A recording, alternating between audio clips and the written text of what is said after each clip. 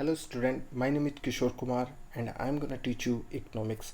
सो आज का हमारा टॉपिक है इक्विलिब्रियम एक्सचेंज रेट, और इसको पार रेट ऑफ एक्सचेंज भी कहते हैं। यानी अगर हम इसकी बात करें तो इक्विलिब्रियम एक्सचेंज रेट या par of exchange occur when, ये कब अक्कर होता है? When supply of a foreign exchange equal to demand of foreign exchange.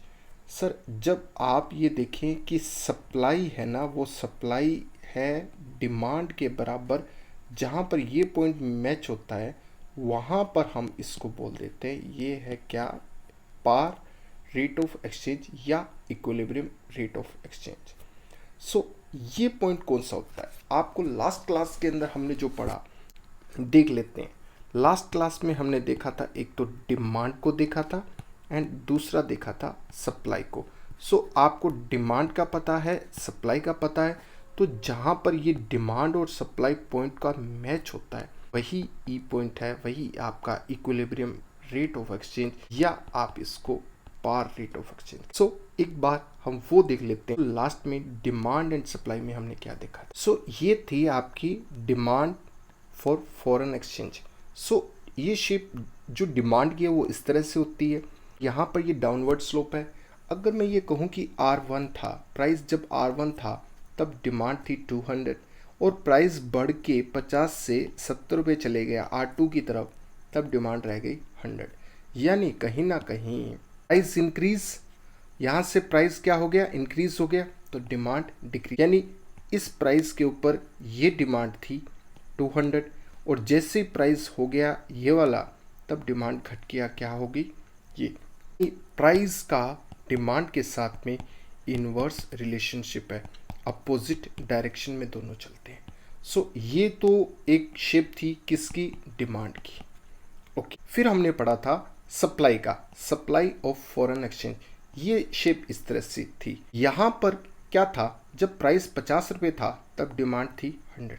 जब प्राइस बढ़ा तो सप्लाई भी बढ़ गई। यानी आप यहाँ पर देखें कि प्राइस के इंक्रीज होने से सप्लाई भी इंक्रीज हो गई। आर का सप्लाई के साथ रिलेशन देखें तो ये इंक्रीज, ये भी इंक्रीज, ये डिक्रीज तो ये भी डिक्रीज। यहाँ पर इसका रिलेशन क्या था?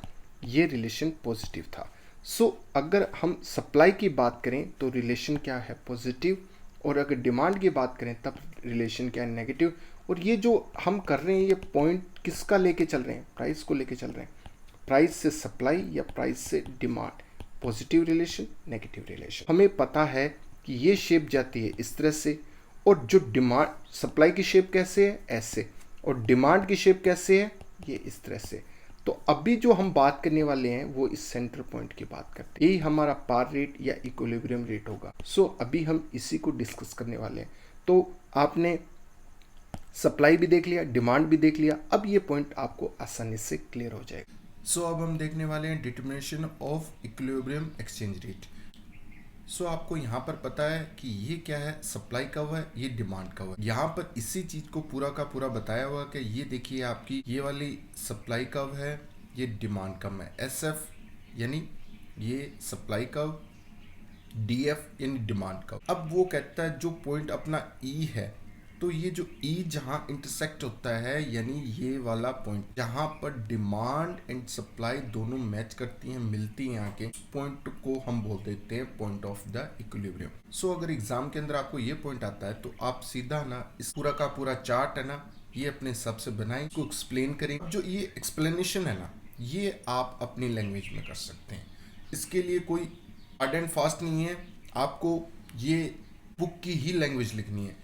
सो आप क्या कर सकते हैं? अपनी लैंग्वेज में एक्सप्लेन कर सकते हैं। तो सिंपल सी बात है, अगर मैं आपको ये कहूँ कि आपको अगर इक्विलिब्रियम ढूंढना है तो जो सेंटर पॉइंट है किसका? डिमांड एंड सप्लाई का, ये जो सेंटर पॉइंट, यही आपका पॉइंट ऑफ इक्विलिब्रियम है। सो यहाँ पर आपको क्या करना है? एग्जाम के अंदर अगर ये आता है तो चार्ट बिल्कुल ओके रिपोर्ट बनाना है, बिल्कुल एग्जैक्टली सही बनाना है, क्वाइट ईजी है। ये डिमांड कब होगी, ये सप्लाई कब होगी, इधर आपको इसको मैच कर देना है। उसके बाद में आपको इसको एक्सप्लेन करने से पहले जो आपका SF है, यानी ये क्या है? सप्लाई है S से, और ये क्या है? फॉरेन एक्सचेंज रेट है। ये क्या है? डिमांड है, और ये क्या है? फॉरेन एक्सचेंज रेट है। इस साइड में क्या आता है, हमारा प्राइस आता है, और यहाँ इस साइड में क्या है, डिमांड एंड सप्लाई हो गई हमारी।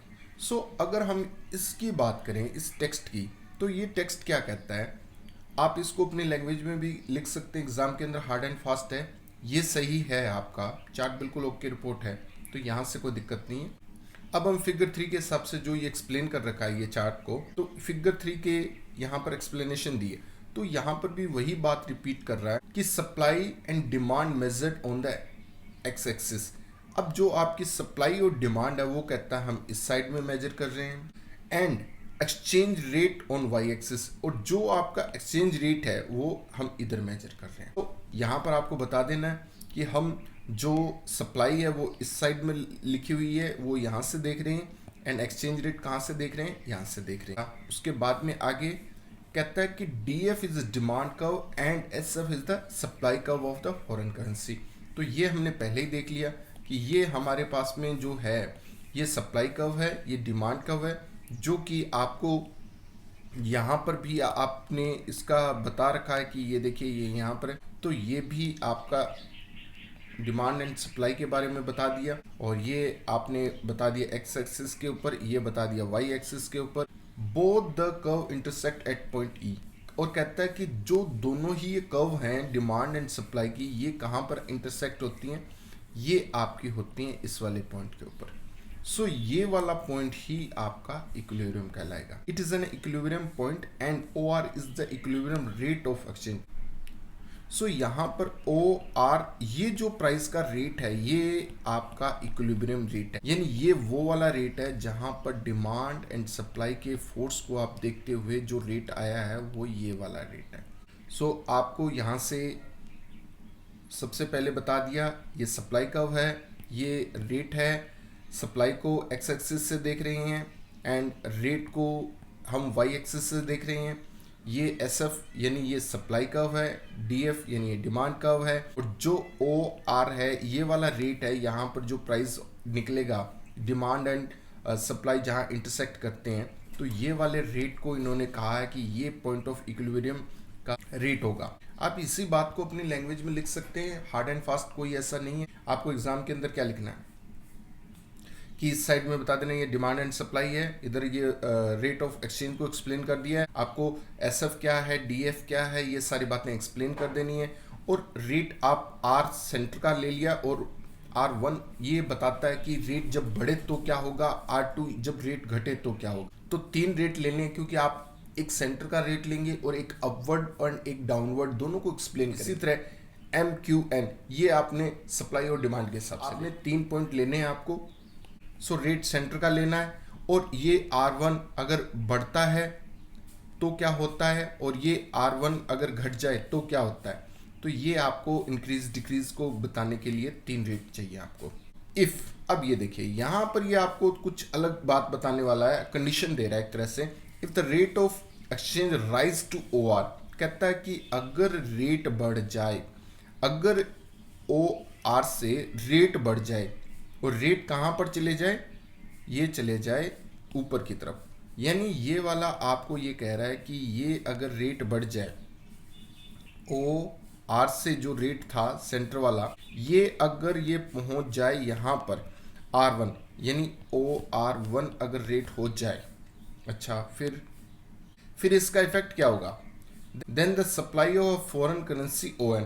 अब देखिए आपको अच्छे से पता है कि जब प्राइस किसी चीज का हाई हो जाता है, तो आप ये देखिए कि सप्लाई के साथ में इसका रिलेशन क्या है, प्राइस का पॉजिटिव रिलेशन है।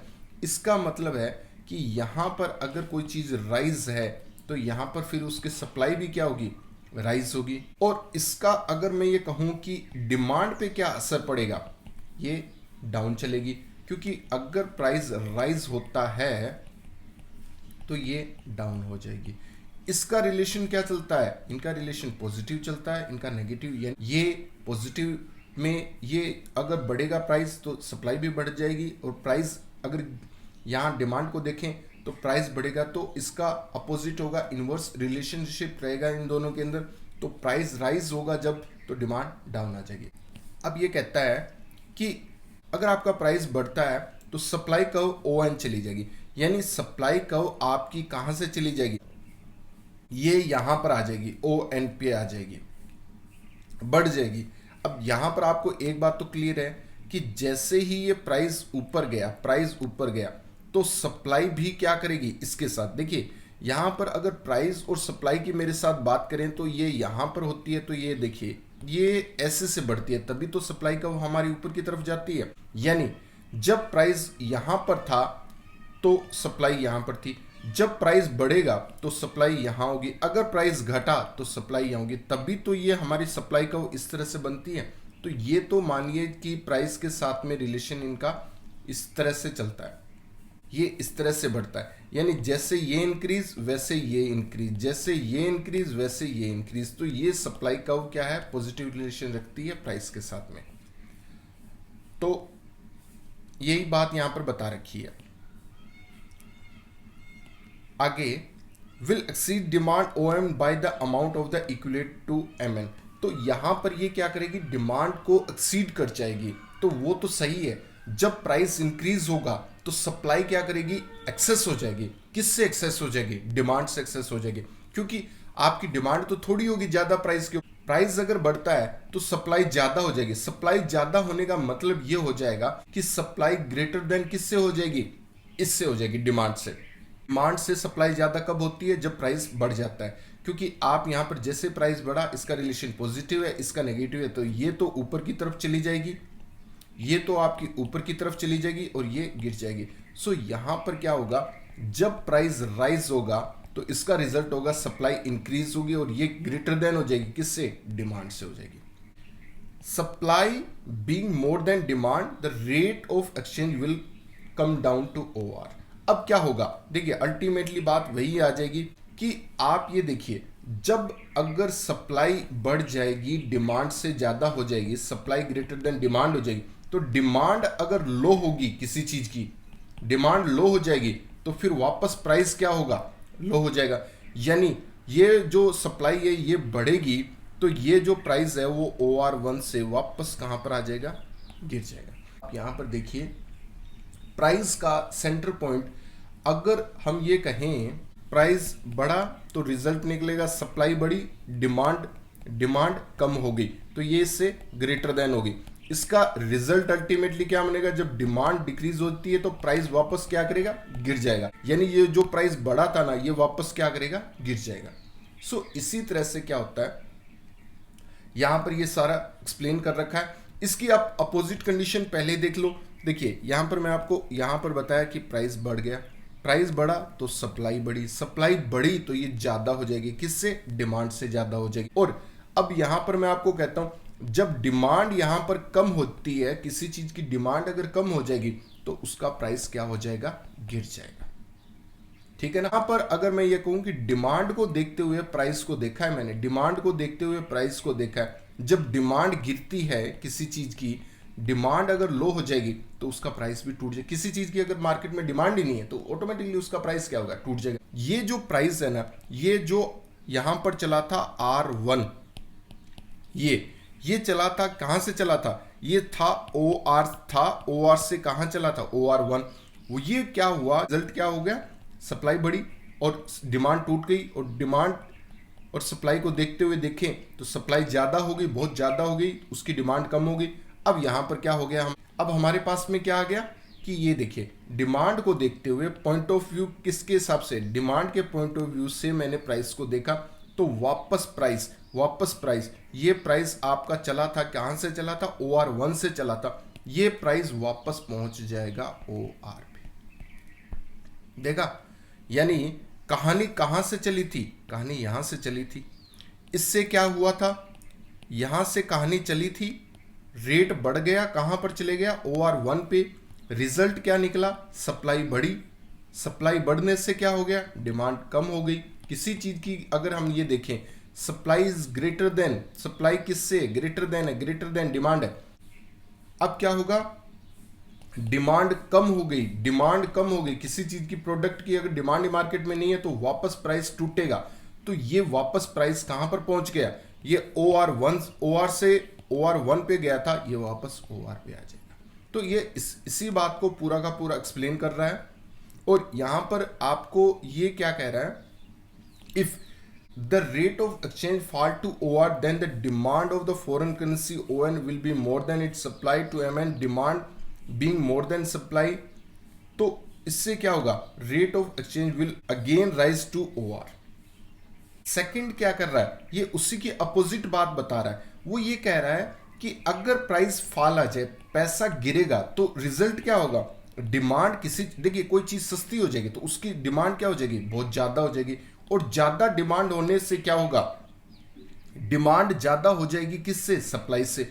अब यहां पर जब सप्लाई से ज्यादा डिमांड हो जाएगी किसी चीज की, मार्केट के अंदर ये सिचुएशन अगर हो जाए, डिमांड किसी चीज की बहुत ज्यादा है, सप्लाई उसकी कम हो चुकी है, तो फिर क्या होगा, सप्लाई अगर कम हो जाए, मार्केट में शॉर्टेज आ जाएगी, तो उस चीज के प्राइस क्या हो जाएंगे, वापस वहीं पहुंच जाएंगे, यानी प्राइस क्या हो जाएगा, राइज हो जाएगा.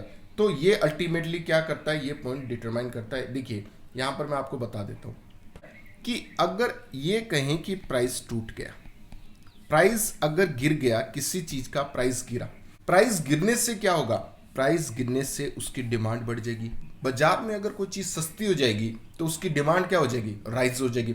जब डिमांड बहुत ज्यादा हो जाएगी तो धीरे धीरे उसकी सप्लाई क्या हो जाएगी, कम. यहां पर क्या है, प्राइस टूटने से एकदम से ज्यादा डिमांड हो गई है. एकदम से ज्यादा डिमांड का मतलब क्या हो गया, उसकी सप्लाई उतनी हो नहीं रही है, डिमांड हो गई, एकदम से एक्सेस हो गई.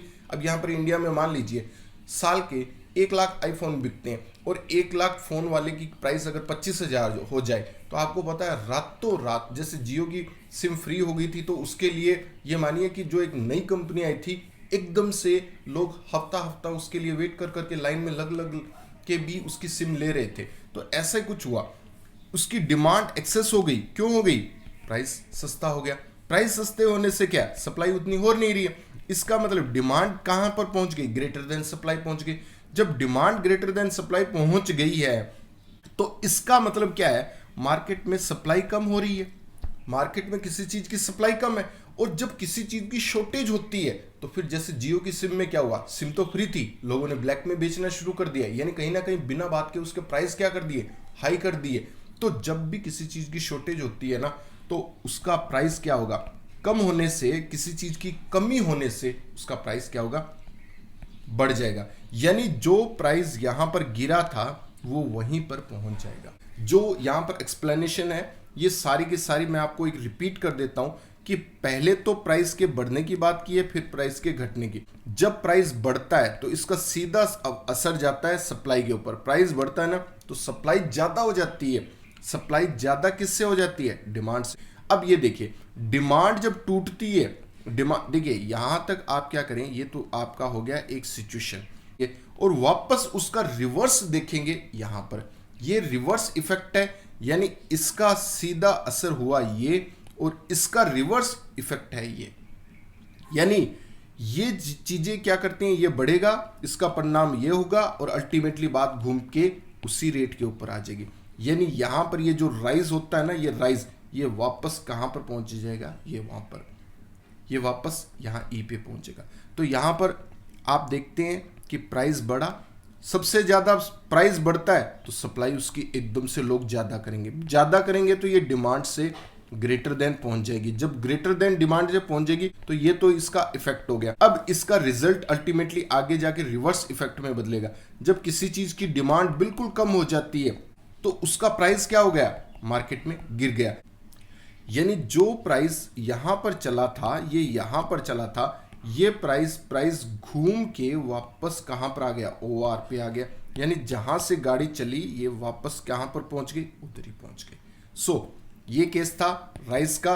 अब सेकंड में इसी बात में एक्सप्लेन कर रखा था कि अगर इसका अपोजिट हो जाए तो क्या हो जाएगा. अपोजिट होने से इसका प्राइस टूटा, प्राइस टूट गया, यानी OR1 से कहां पर पहुंच गया, OR2 के ऊपर पहुंच गया. प्राइस टूट गया, प्राइस टूटने से डिमांड बढ़ जाएगी किसी चीज का बाजार में. ये देखिए, जब प्राइस टूटता है तो एकदम से डिमांड पे असर जाता है. डिमांड एकदम से, लोग सस्ते होते हैं, डिमांड उसकी बुरी तरह से कर देंगे एकदम से. अगर आज एक कंपनी आती है, वो कहती है 2 साल के लिए, 3 साल के लिए आपको मिलेगा 10 GB इंटरनेट फ्री. अब ये बताओ आप क्या करोगे, आप सभी जियो, एयरटेल, सभी कंपनी को छोड़ के सारी की सारी एक नई कंपनी अगर आती है उसके पीछे चले जाओगे. अब इससे क्या होगा, जब प्राइस किसी चीज का टूटता है तो सप्लाई पे असर नहीं जाता, सीधा डिमांड पे असर जाता है। और डिमांड अगर किसी चीज की बहुत हाई हो गई तो उसके सप्लाई क्या होगी, कम होगी। यानी जब डिमांड एक्सेस हो जाएगी तो सप्लाई से आगे निकल जाएगी डिमांड। डिमांड बहुत ज़्यादा होने से सप्लाई उतनी होगी नहीं, और जब सप्लाई नहीं होगी तो यहाँ एक्सेस पॉइंट आ जाएगा। एक्सेस यानी डिमांड क्या कर रही है, सप्लाई को क्रॉस कर चुकी है, और इसका परिणाम अब मैं देखता हूं कि रिवर्स इफेक्ट करेगा।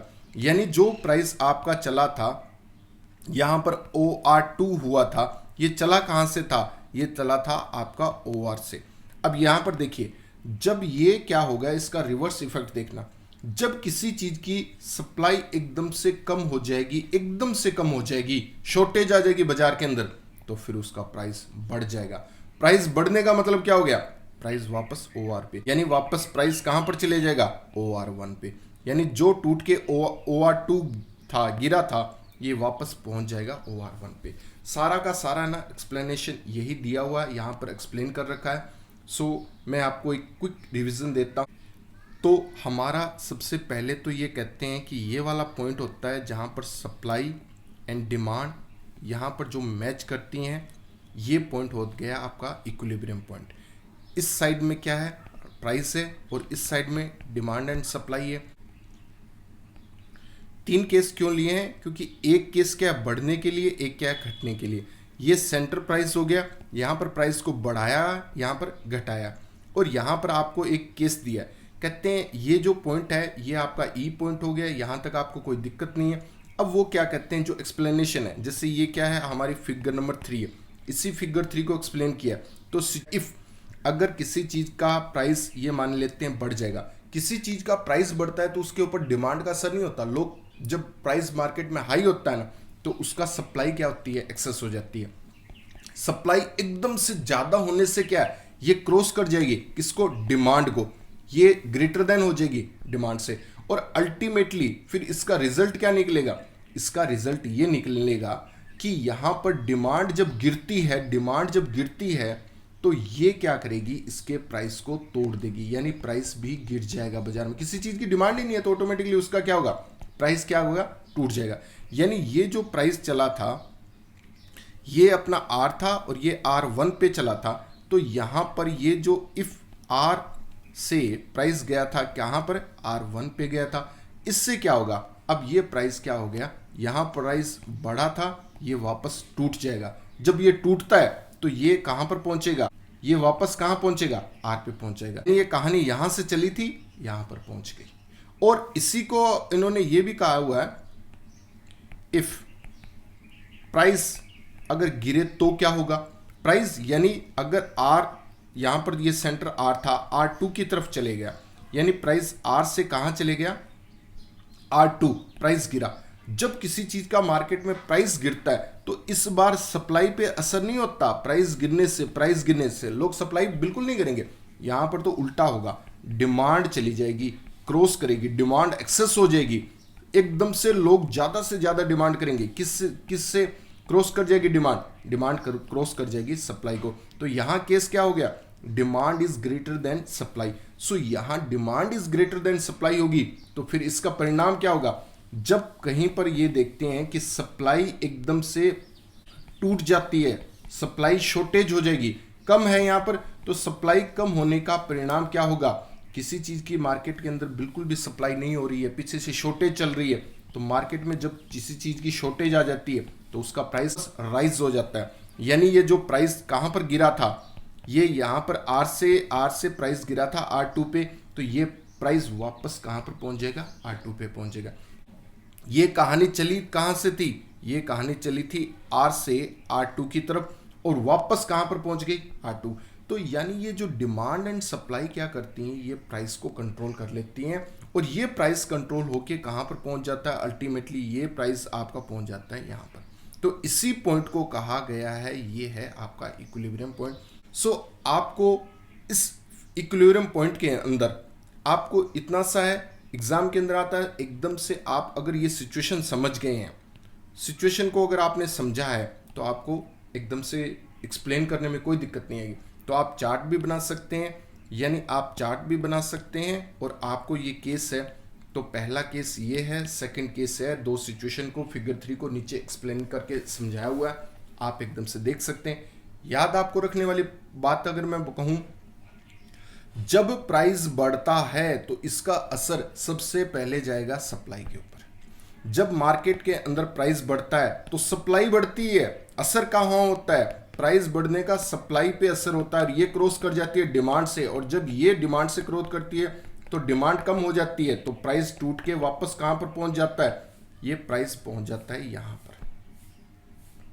ठीक है, और अगर मैं ये कहूं कि प्राइस गिरा, प्राइस गिरा, प्राइस गिरा, प्राइस जब टूटता है तो इस बार सप्लाई पे असर नहीं होता, इस बार डिमांड बढ़ जाती है। डिमांड बढ़ने से क्या होती है, सप्लाई उतनी बढ़ नहीं रही है, तो ये डिमांड क्रॉस कर जाएगी सप्लाई को, और जब सप्लाई गिर जाती है, सप्लाई कम हो जाती है, सप्लाई किसी चीज की बहुत कम होती है, तो प्राइस क्या होगा, प्राइस प्राइस प्राइस वापस इंक्रीज करेगा, यानी ये प्राइस वापस कहां पर पहुंच जाएगा, वापस यहां पर पहुंच जाएगा। सो अल्टीमेटली बात घूम के जब यहां पर आ जाती है तो इस पॉइंट को कहा गया है इक्विलिब्रियम। सो यहां पर ये वाली फिगर हमें एक्सप्लेन करके बता रखी है, और ये हमारा कॉन्सेप्ट था determination of the equilibrium of the exchange rate. So आपको पहले तो ये चार्ट समझ लग गया होगा, फिर आपको ये जो सिचुएशन दी है, सिचुएशन 1 2, इसी को एक्सप्लेन करके यहाँ पर बता रखा है कि ये सारी कहानी है, तो आपको ये आसानी से समझ लग गई होगी। आपको बस ध्यान ये रखना है कि प्राइस बढ़ता है तो सप्लाई पे असर हो जाता है, और प्राइस गिरता है तो डिमांड पे असर हो जाता है। तो यहाँ पर ये देखिए, प्राइस बढ़ा था, प्राइस बढ़ा, मैंने आगे क्या रखा है, सप्लाई को रखा है, और यहाँ पर प्राइस टूटता है तो आगे क्या रखा है, डिमांड पे। फिर मैंने लिया है यहाँ पर पॉइंट ऑफ व्यू किससे, डिमांड से। जब डिमांड टूटती है तो वापस प्राइस, अगर सप्लाई टूटती है तो वापस प्राइस कहाँ पर जाता है,